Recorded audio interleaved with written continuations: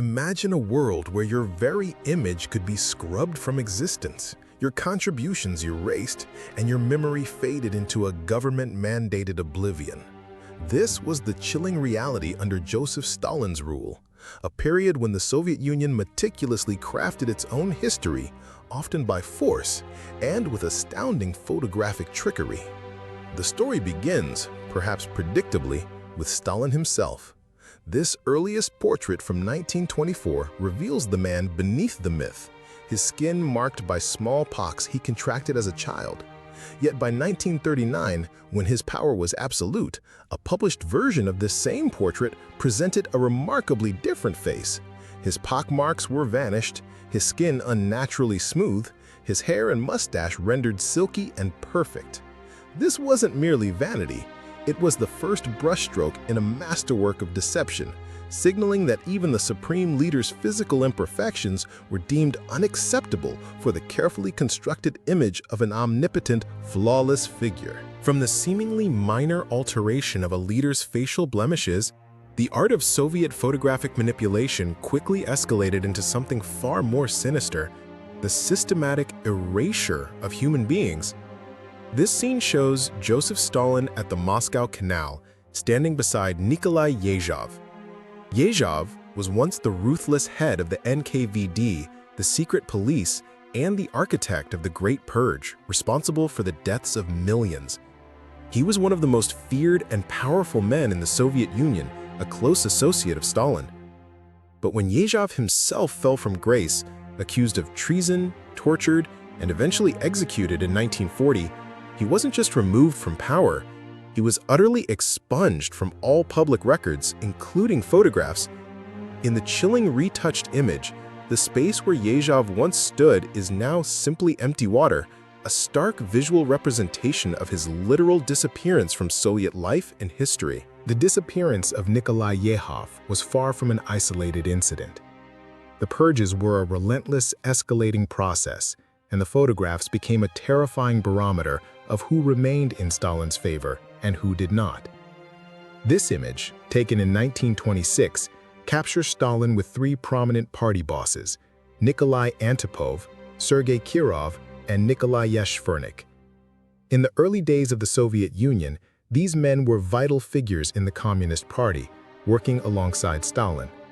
Yet, as Stalin consolidated his power, one by one, their fates were sealed. Kirov, on Stalin's right, was assassinated in 1934 in an event widely believed to have been orchestrated by Stalin himself, serving as a pretext for the Great Purge. Antipov and Shevardnadze, like countless others who posed a real or imagined threat, were also later swept away in the purges, arrested and executed. The photographic record reflects this deadly progression. As the years of purges intensified, the original image of Stalin with his comrades underwent multiple transformations, each successive alteration serving as a grim testament to the fate of those who had fallen out of favor. The initial removals left two, then one, until finally only Stalin remained. The final version of this photograph shows Joseph Stalin standing completely alone, a powerful visual metaphor for his increasingly isolated autocratic rule.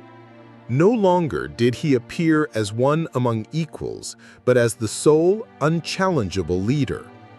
This meticulous crafting of his image, stripping away all former associates, reinforced the narrative of an omnipotent, indispensable leader who single-handedly steered the Soviet Union. It was a calculated act to eliminate any visual reminder of collaboration or shared power, projecting an image of absolute, singular authority that brooked no rivals. While Stalin perfected the art of erasing his rivals, the practice of manipulating historical photographs predated his absolute dominance and extended beyond his immediate circle. Even images of the foundational figures of the revolution were not immune. Consider this historic picture from 1897 depicting a group of young socialists who would later rise to prominence. At the center sits a young Vladimir Lenin, whose iconic status would ensure his permanent place in the visual history of the Soviet Union. However, Alexander Malchenko, who stands on the left in the original, was not so fortunate. A trusted associate of Lenin in the early revolutionary movement, Malchenko later became a victim of Stalin's purges. In 1930, he was accused of being a spy, summarily executed, and subsequently his very image was removed from this significant photograph, replaced, chillingly, by a mere white spot. This wasn't just an act of political vengeance. It was an active erasure from the historical record, ensuring that future generations would know nothing of his existence or his connection to the revolution's origins. The manipulation of Soviet history wasn't solely about subtraction. It was also about meticulous addition, creating narratives where none truly existed, or enhancing them to serve political aims. Here, we see Vladimir Lenin addressing a crowd in 1920. While the original image captures a moment of revolutionary fervor, by 1924, when the photograph was slated for wider publication, it was deemed insufficient. To amplify the perception of widespread popular support for Lenin and the Bolshevik cause, editors took a section of a much larger crowd from another entirely different photograph and seamlessly grafted it onto the original. The result was a visually impressive yet entirely fabricated scene of a massive, devoted audience. This wasn't about hiding inconvenient truths. It was about inventing a more glorious past, solidifying the myth of universal adoration for the revolution and its leaders. Vladimir Lenin, after his death in 1924, ascended to the status of a nearly untouchable, saintly figure in Soviet ideology, his image largely preserved. But the fate of those around him remained perilously uncertain. This large group photo, taken in 1920, originally featured a host of early Bolshevik leaders alongside Lenin. Among them were Grigory Zinoviev, Nikolai Bukharin, and Karl Radek, all key figures in the early Soviet government and once prominent members of the inner circle. Yet by the 1930s, all three had been condemned as enemies of the people during Stalin's purges and subsequently executed. In a stark display of historical revisionism, the authorities drastically cropped and retouched the original photograph, excising these now disgraced figures entirely. What remained was a tightly framed image featuring only Lenin and the renowned proletarian writer Maxim Gorky, who is visible behind Lenin, distinguished by his mustache.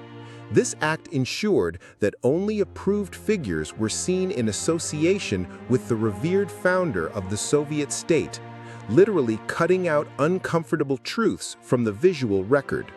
Perhaps the most significant photographic erasure, and one that fundamentally altered the narrative of the Russian Revolution, involved Leon Trotsky.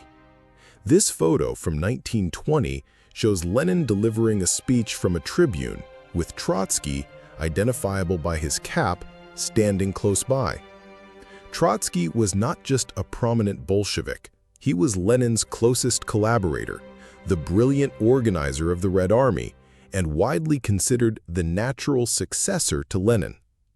After Lenin's death, Trotsky became Stalin's primary rival for power. As Stalin consolidated his control, Trotsky was systematically demonized, stripped of his positions, exiled from the Soviet Union in 1929, and eventually assassinated by a Soviet agent in Mexico in 1940. In all official Soviet historical records, including photographs, Trotsky became a non-person, his image meticulously removed from every historical event he participated in. The retouched version of this photograph simply shows a gap where Trotsky once stood, a chilling testament to the regime's success in obliterating an entire historical figure from collective memory. The manipulation of Soviet history went beyond adding or deleting individuals. It extended to retroactively rewriting the very essence of historical events to align with the party's ideology. Observe this picture of a 1917 demonstration. The original, on the left, shows a prosaic shop sign advertising clocks, gold, and silver. Furthermore, the text on a flag being carried by a demonstrator is unreadable. Such mundane details were deemed insufficiently revolutionary for the official narrative. But with a few masterful strokes of airbrushing, the scene was transformed. The shop sign now boldly declares, "You'll take what's yours through struggle," imparting a fiery, anti-capitalist message. The previously illegible flag now clearly proclaims, "Down with the monarchy!" This subtle but powerful alteration demonstrates the regime's pervasive control, not just over who was remembered, but over what the revolution itself was truly about, reshaping reality to fit a predetermined ideological narrative, even retroactively. The relentless campaign of photographic manipulation culminated in even the most iconic images of Soviet triumph being meticulously engineered. The final image in our story is perhaps one of the most famous war photographs of all time. The Soviet flag being raised over the Reichstag in Berlin during the climactic days of World War II. It stands as a symbol of Soviet victory over Nazi Germany.